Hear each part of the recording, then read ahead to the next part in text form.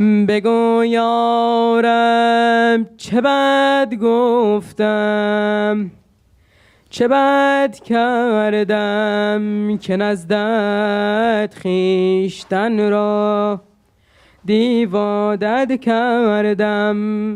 مرا یارب نمیخواهی گناه است و اگر نفرین به این دنیای بد کردم. به حرفم گوش کن یارب، به دردم گوش کن یارب. اگر بیهوده میگویم مرا خاموش کن یارب. اگر بیهوده میگویم مرا خاموش کن یارب. بگو یارب چه بد گفتم، چه بد کردم که نزدت خویشتن را دیوادت کردم.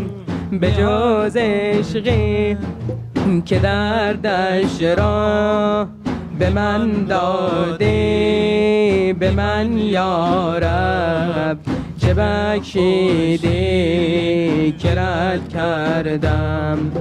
فقط در عاشقی یارب مدد گفتم، شدم عاشق تمنای مدد کردم.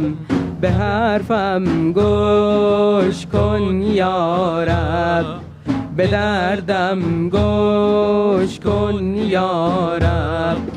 اگر بیهوده میگویم مرا خاموش کن یارب. شب مستی اگر یک تو بشکستم، سر تکرار تو به صد کردم. به سیلابم کشاندی زیر و بم دیدم، تحمل در عذاب جزرمت کردم. برایم آتش دوزخ فرستادی، برایت لاله ها را در سبد کردم. برایم آتش دوزخ فرستادی، برایت لاله ها را در سبد کردم. به حرفم گوش کن یارب، به دردم گوش کن یارب. اگر بیهوده میگویم مرا خاموش کن یارب. گرفتی جامی فخر مرا از من، صبورانه کلاه را از نمد کردم.